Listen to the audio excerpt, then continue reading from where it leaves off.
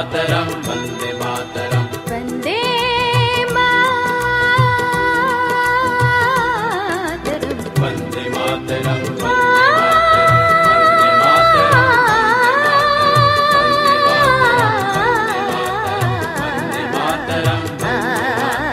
सुजलां सुफलां मलयज शीतलां शस्य श्यामलां मातरम वंदे सुजलां सुफलां मलयज शीतलां शस्य श्यामलां मातरम वंदे मातरम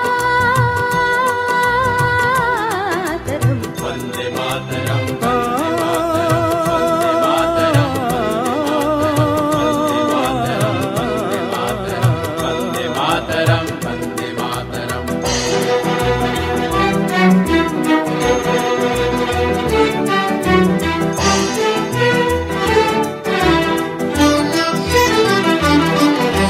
शुभ्र ज्योत्स्ना पुलकितयामिनीं फुल्लकुसुमित द्रुमदल शोभिनीं शुभ्रज्योत्स्ना पुलकितयामिनीं फुल्लकुसुमितद्रुमदलशोभिनीं सुहासिनीं सुमधुर भाषिणीं सुखदां वरदां मातरं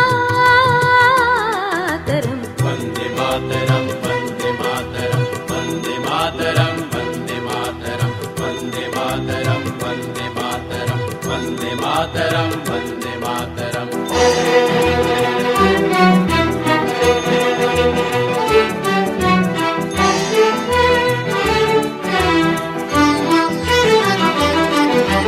सप्तकोटि कंठ कलकल निनाद कराले दि सप्तकोटि भुजे धित खर करवाले सप्तकोटि कंठ कलकल निनाद कराले दि सप्तकोटि भुजे धित खर करवाले अबला कनुमायक बोले बहुबल धरणीं नमामि तरणीं रिपुदल वरणीं मातरं वन्दे मातरं वन्दे मातरं वन्दे मातरं वन्दे मातरं वन्दे मातरं वन्दे मातरं हे छायाचित्र आहे कारभारी विठ्ठल गीते या एसटी बस चालकाचं. एसटीत काम करताना नैराश्य आल्यानं त्यांनी बसच्या शिडीला फास घेऊन आपलं जीवन संपवलं. पुणे जिल्ह्यातील दिंबा डेपोत मुक्कामी असताना त्यांनी आत्महत्या केली. आर्थिक विवंचनेत अडकून त्यांनी आत्महत्या केली. हे पहिलं उदाहरण नाही. गेल्या 4 महिन्यात 4 कर्मचाऱ्यांनी आपली जीवनयात्रा संपवली. कर्मचाऱ्यांमध्ये कमालीचा असंतोष आहे. 2012चा जो करार झाला त्याचा फक्त 16% करार झाला. एमएससीबी प्रमाणे आम्हाला 25% पगार वाढ व्हायला पाहिजे. त्याचा पगार कमी असल्यामुळे आम्हाला परवडत नाही. त्याच्यामुळे ड्रायव्हर वाहक चालक हे आत्महत्या करतात. तरी सरकारने दखल घ्यावी ही विनंती. रेस्टरूम स्वच्छ राहत नाही, रेस्टरूम मध्ये संडास बाथरूम स्वच्छ राहत नाही, त्याचं टायमावर पाणी राहत नाही, कामाचं लोड वाढलेलं, त्याच्यामुळे आमचे ड्रायव्हर कंडक्टर चिडचिडपणा करतात. त्याच्यासाठी संतोष माने असे तयार होऊन जातात. केंद्रात 7व्या वेतन आयोगाची तयारी सुरू आहे. एसटीत मात्र अजून 5वा वेतन आयोगही लागू झालेला नाही. दुसऱ्या बाजूला एसटी प्रमाणे कामकाज असलेल्या वीज महामंडळात मात्र तिप्पट पगार आहेत. एसटी कामगारांच्या काही मागण्या प्रलंबित आहेत. मेडिकल सुविधा मिळावी, कायद्याप्रमाणे ठरलेल्या वेळेत काम करता यावं, आंदोलन करण्यासाठी निर्बंध असणारं कलम रद्द व्हावं, कराराचा नवीन मसुदा करावा, ड्युटी चार्ट रजा व्यवस्थापन संगणकीकृत व्हावं आणि 25% पगारवाढ मिळावी. विशेष म्हणजे शेजारच्या आंध्र तेलंगणा राज्यात 40% वाढ मिळालेली असताना राज्यात मात्र केवळ 25% पगारवाढीची मागणी आहे. महिला कर्मचाऱ्यांनाही सोयी सुविधा मिळत नाहीयेत. मान्यताप्राप्त कर्मचारी संघटनेची वर्गणी थेट पगारातून कापण्याचा पराक्रम महामंडळ करतेय. शुक्रवारी रात्री 8 वाजता पैसे भरले मी. तर मला बसून यायला सांगितले. मला अहमदपूर ड्युटी करून दिली. आणि गुरुवारी काय ड्युटी होती तुमची? गुरुवारी मी नांदेडला गेलो होतो. बंद असल्यामुळे अहमदपूरलाच मी थांबलो. तरी अब्सेंट करण्यात आलं का तुमचं? नाही, अब्सेंट करण्यात मला फक्त शुक्रवारचं जे कामाचं मोबदला ते मिळालं. ते मिळालं नसल्यामुळे विष प्राशन केलं तुम्ही. त्याच्यामुळं 1 तारखेपासून मी सुट्टी मागतो. मला सुट्टी मिळते 1 डिसेंबर पासून 9 जानेवारी सुट्टी भेटत. 1 जानेवारीपासून तुम्ही सुट्टी मागता याला 1 डिसेंबर पासून तरी प्रशासन द्यायला तयार नाही. त्यामुळे वैतागून तुम्ही विष प्राशन केलं. फक्त प्रशासनाला कंटाळून तुम्ही विष प्राशन केलं. हाँ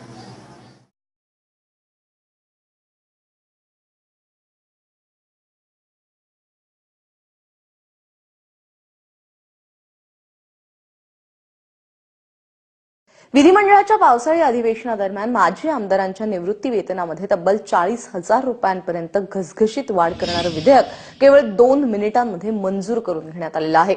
त्यामुळे राज्याच्या तिजोरीवरती 30 कोटी रुपयांचा अतिरिक्त बोजा पडणार आहे. पटलावरती चर्चेला येताच हे विधेयक 2 मिनिटांमध्ये मंजूर झालं, हे विशेष आहे. 822 माजी आमदारांसह 750 मृत आमदारांच्या कुटुंबियांना या पेन्शन योजनेचा लाभ होणार आहे. आपले प्रतिनिधी निलेश खरे आता आपल्याबरोबर आहेत. निलेश, अर्थ मंत्रालयाचा विरोध होता तरी देखील हे विधेयक मंजूर झालेलं आहे. केवळ 2 मिनिटात एवढं मोठं विधेयक मंजूर होतं. अगदी 2 मिनिटात विधेयक मंजूर झालं. 30 कोटी रुपयांचा अतिरिक्त बोजा जो आहे तो राज्याच्या तिजोरीवर पडणार आहे. मात्र यावर कोणतीही चर्चा करण्याची अपेक्षा जी आहे ती दोघंही सभागृहाच्या दोघंही बाकावरून व्यक्त करण्यात आली नाही. विरोधकांनीही याला कोणत्याही स्वरूपाच्या चर्चेची मागणी न करता ते विधेयक मंजूर जे आहे ते केलेलं आहे. साहजिक आहे, जे आज विरोधात बसले तेही उद्या माजी आमदार होणार आहेत आणि त्यामुळे आपली तिजोरी भरून घेण्याचा प्रयत्न जो आहे तो आमदारांच्या माध्यमातून झालेला आहे. पण ही तिजोरी ज्यांच्या रुपयातून भरते तो सर्वसामान्य माणूस मात्र या ठिकाणी नाळला जाणार आहे आणि त्याच्या खिच्यातून हा पैसा काढला जाणार आहे. 25,000 रुपये हे 2011 साली पेन्शन रूपाने मंजूर करण्यात आले होते, ते आता 40,000 रुपये करण्यात आले. आणि इतकंच नाही, 5 वर्षापेक्षा जास्त आमदारकी ज्यांनी कोणत्याही सभागृहाची भूषवली आहे त्यांना प्रत्येक वर्षाला 2,000 रुपये वाढीव मिळणार आहे. म्हणजे जर एखादी आमदार हा सलग 30 वर्ष आमदार असेल तर त्याला 25 वर्षासाठीचं जे इन्सेंटिव्ह आहे तेच केवळ 50,000 रुपयाचं मिळणार आहे. 40,000 रुपये पेन्शन आणि 25 वर्ष जर आमदारकी असेल तर 50,000 रुपयाचं अतिरिक्त इन्सेंटिव्ह असं साधारण 90,000 रुपयांची पेन्शन ही त्या माजी आमदाराला मिळेल. जर त्याचा मृत्यू झाला तर त्यांच्या कुटुंबियांना आणि इतकंच नाही, मुलांना, जे अजाण मुलं आहेत त्यांनाही हे 90,000च द्यावे अशा स्वरूपाची तरतूद करण्यात आलेली आहे. सरकारी पेन्शनमध्ये जर कर्मचारी मृत झाला तर त्याच्या कुटुंबियांना निम्मी पेन्शन देण्यात येते. इथे मात्र पूर्णची पूर्ण पेन्शन देण्याचं प्रावधान जे आहे ते सरकारच्या माध्यमातून झालेलं आहे. आणि एकीकडे प्रशासन चालवणाऱ्या सरकार कायदेमंडळ म्हणून ज्यांना निवडून दिलेलं आहे ते स्वतःचीच तिजोरी भरताय आणि सर्वसामान्यांना नाडताय अशा स्वरूपाचं चित्र जे आहे ते या विधेयकाच्या माध्यमातून समोर येताना पाहायला मिळत आहे.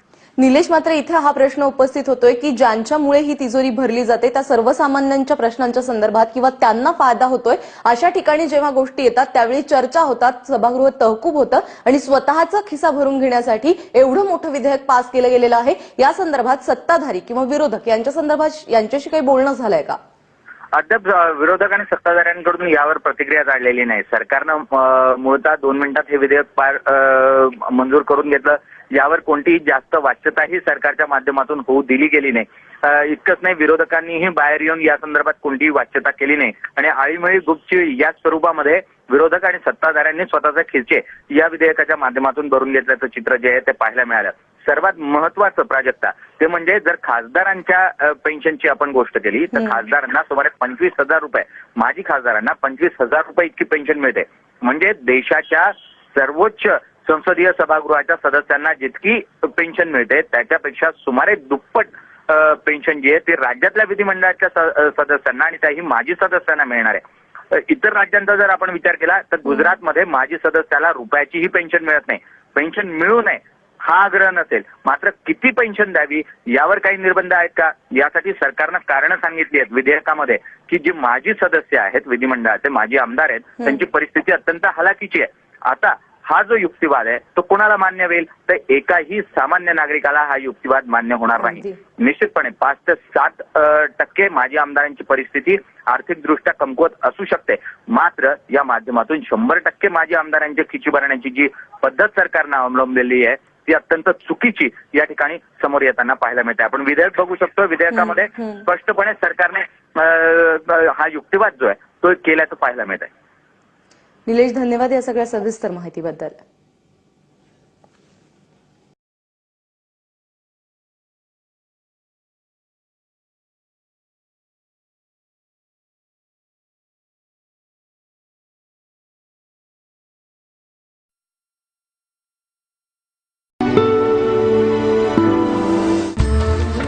सपना वो नहीं है जो आप नींद में देखें। सपने वो हैं जो आपको नींद ही नहीं आने दें।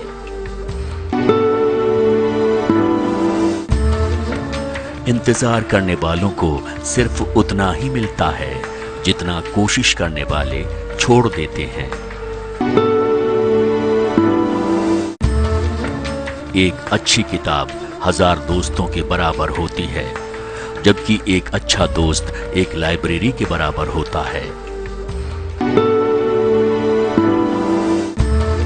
सूरज की तरह चमकना है तो सूरज की तरह जलना भी पड़ेगा। देश का सबसे अच्छा दिमाग क्लासरूम की आखिरी बेंचों पर मिल सकता है।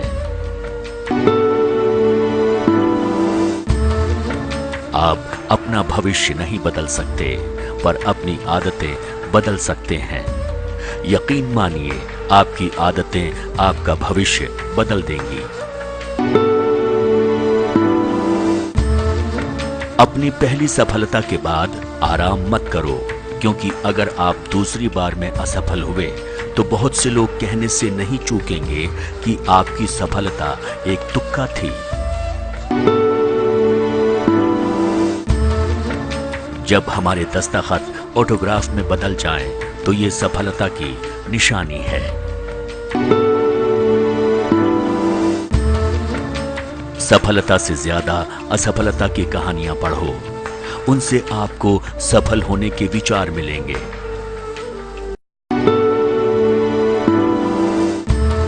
शिखर पर पहुंचने के लिए सामर्थ्य चाहिए, फिर वो चाहे माउंट एवरेस्ट का शिखर हो या आपके करियर का।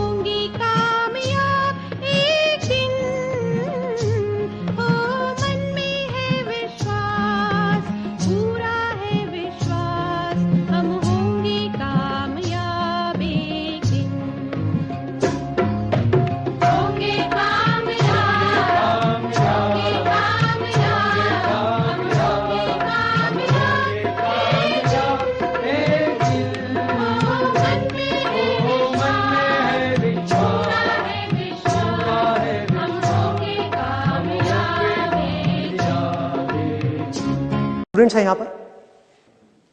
तो आज से 2-3 साल पहले एक न्यूज आई थी जो मैंने एक न्यूज़पेपर में पढ़ी थी, आप में से भी बहुत सारे लोगों ने शायद पढ़ी होगी, और ऐसी न्यूज आती रहती है। एक स्टूडेंट था 12th स्टैंडर्ड का, ब्रिलियंट स्टूडेंट। उसने अपनी एक गोल सेटिंग करी, उसने अपना एक टारगेट बनाया कि मुझे 12th में, मतलब के बोर्ड्स के एग्जाम्स में 98% चाहिए, और उस टारगेट के बेस पे उसने आगे की अपनी सारी प्लानिंग कर ली कि जब मेरे 98% आएंगे तो मेरा इस कॉलेज में एडमिशन होगा, फिर मैं ये करूंगा, फिर मैं वो करूंगा, ऐसे ऐसे सारी प्लानिंग करता चला गया। एग्जाम्स हुए, रिजल्ट्स आए, उसकी परसेंटेज आई 96%, और उस लड़के ने सुसाइड कर लिया। और ऐसे एक या दो एग्जाम्पल नहीं है, इंडिया के अंदर हजारों ऐसे एग्जाम्पल्स हैं जिन्होंने नंबर कम आने की वजह से सुसाइड कर लिया।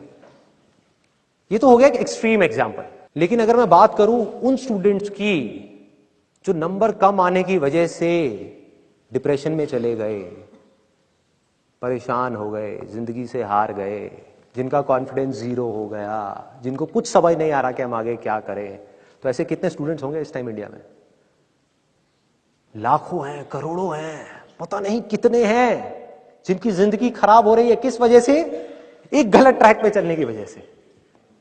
अगर मैं लाइफ का आपको एग्जांपल दूं, एजुकेशन से रिलेटेड जिसकी मैं बात कर रहा हूं, तो क्या होगा? आप इमेजिन करो, एक क्रिकेट का मैच चल रहा है, आप यहां पर बैटिंग कर रहे हो, आप स्टूडेंट हो, पीछे कोई विकेट्स नहीं है। ये लाइफ का गेम है, क्रिकेट का गेम नहीं है, क्रिकेट से रिलेटेड है, मैं आपको एग्जांपल दे रहा हूं, लेकिन ये जिंदगी है। आप यहां पर बैटिंग कर रहे हो, पीछे कोई विकेट्स नहीं है, कोई विकेट कीपर नहीं है, कोई और प्लेयर्स नहीं है, सामने से लाइव है, जिंदगी है जो एक के बाद एक बॉल फेंकती चली जा रही है। बॉल आ रही है, एक बॉल आई, आपने बैट घुमाया, वो बॉल छूट गई, पीछे निकल गई, पीछे निकल गई। अब आप क्या करोगे? सुसाइड करोगे? एक बॉल छूट गई, समझना इस बात को जो मैं बोलने वाला हूं। एक बॉल छूट गई, सुसाइड करोगे? आप पेरेंट्स हो, आपके बच्चे से एक बॉल छूट गई, क्या कहोगे उसको? मर जा? क्या कहोगे उसको कि तू हार गया, जिंदगी से हार गया, अब तू कुछ नहीं कर सकता, तू किसी काम का नहीं है? ये करोगे? तो क्या है लाइफ? लाइफ को समझो। लाइफ वहां तक नहीं है जहां तक आप सोच रहे हो, आपकी सोच से परे है। जहां तक आपकी सोच नहीं पहुंच सकती वो है असली जिंदगी। तो हुआ क्या? एक बॉल छूट गई। वो बॉल क्या थी? वो एक अपॉर्चुनिटी थी जो नंबर्स के रूप में आपके सामने आ रही थी, एग्जाम्स के रूप में आपके सामने आ रही थी कि भैया 12th के एग्जाम्स हैं, सामने से जिंदगी ने एक अपॉर्चुनिटी फेंकी, वो निकल गई। मैं ये नहीं कह रहा वो अपॉर्चुनिटी नहीं थी, मान लिया नंबर आ जाते तो ठीक है, कुछ अच्छा हो जाता, निकल भी गई, क्या फर्क पड़ता है भाई? ये गेम ऐसी है जहां पर मैंने आपको कहा ना, कोई विकेट्स नहीं है, कोई और प्लेयर नहीं है, मतलब कि आप चाहो भी तो इस जिंदगी के खेल में आउट नहीं हो सकते तब तक जब तक कि आप मैदान को छोड़ करके भाग नहीं जाते। दुनिया की कोई ताकत आपको हरा नहीं सकती अगर आप पिच पे डटे रहो। लाइफ का सिर्फ एक काम है, वो एक के बाद एक बॉल फेंकती चली जाएगी। एक बॉल आई एग्जाम्स की, निकल गई, कोई बात नहीं, एक दूसरी बॉल आएगी, कोई और चीज की आएगी, फिर कुछ और आएगी। अरे हजारों बॉल्स आएंगी जिंदगी में। ये बॉल्स क्या हैं? अपॉर्चुनिटीज हैं। कोई छोटी अपॉर्चुनिटी है, कोई बड़ी अपॉर्चुनिटी है। जिसको आप बड़ा समझ रहे हो वो छोटी है, और जिसको छोटा समझ रहे हो कई बार वो बड़ी होती है। सामने से आई, एक बॉल आई, निकल गई, क्या फर्क पड़ता है? नंबर आ गए तो बढ़िया है, नहीं आए तो और बढ़िया है, बॉल मिस हो गई कोई बात नहीं, तैयार रहो। बैठ करके रोना नहीं है, साइड में जाकर के बैठना नहीं है कि मैं बर्बाद हो गया, मैं लुट गया। पिच पे डटे रहना है। एक बॉल निकल गई, कोई बात नहीं भाई, शॉट लग जाता तो बढ़िया था, नहीं लगा और बढ़िया है, कोई दूसरी बॉल आ रही है, देखो, खेलो, अपना ध्यान पिच के ऊपर रखो, लाइफ की तरफ रखो। दोबारा एक अपॉर्चुनिटी आ रही है, फिर आपने बैट घुमाया, फिर मिस हो गई, दूसरी बॉल मिस, दूसरी अपॉर्चुनिटी भी मिस। दुनिया की नजर में आप फेल हो रहे हो, लेकिन आप डटे हुए हो। आपको खेल समझ आ गया है जिंदगी का, आपको समझ आ गया है कि एक इवेंट में फेल होने की वजह से लाइफ में फेल नहीं होते। एक इवेंट का एंड लाइफ का एंड नहीं है भाई। लाइफ के अंदर हजारों लाखों इवेंट्स आने वाले हैं, और एक एक करके बॉल आ रही है। तीसरी बॉल आई, बैट घुमाया, फिर मिस हो गई। चौथी बॉल आई, बैट घुमाया, फिर मिस हो गई। पांचवी बॉल आई, फिर बैट घुमाया, फिर मिस हो गई। छठी बॉल आई, आगे बढ़े, लिया छक्का। एक ही बॉल में उन 5 बॉल्स की कसर पूरी, सारा खेल पलट जाएगा एक दिन के अंदर अंदर। वो एक दिन, समझ गए? जिंदगी खेल है, ज्यादा सीरियसली मत लो। एक बॉल पे छक्का पड़ गया, अब उसके बाद भी बैठना नहीं है या मैंने छक्का मार दिया, छक्का मार दिया। वो 10 साल पहले मैंने छक्का मारा था, अरे क्या हो गया? 10 साल बहुत पीछे है, आज क्या कर रहा है ये मैटर करता है। तो करना क्या है? चाहे बॉल छूटे या छक्का पड़े, भाई खेलते रहो मरते दम तक। जो लाइफ सामने से फेंक रही है उसको देखते रहो, ध्यान अपना लाइफ के ऊपर रखो। सक्सेस की तरफ या फेलियर की तरफ नहीं है, ये टेम्पररी चीजें हैं, आएंगी जाएंगी, आएंगी जाएंगी, आएंगी जाएंगी, कोई मैटर नहीं करता। जिंदगी खेल है, इस खेल को खेलना है, देखते रहना है, अपनी नजरें गड़ाए रखनी है। एक के बाद एक बॉल आएगी और कोशिश करते रहना है।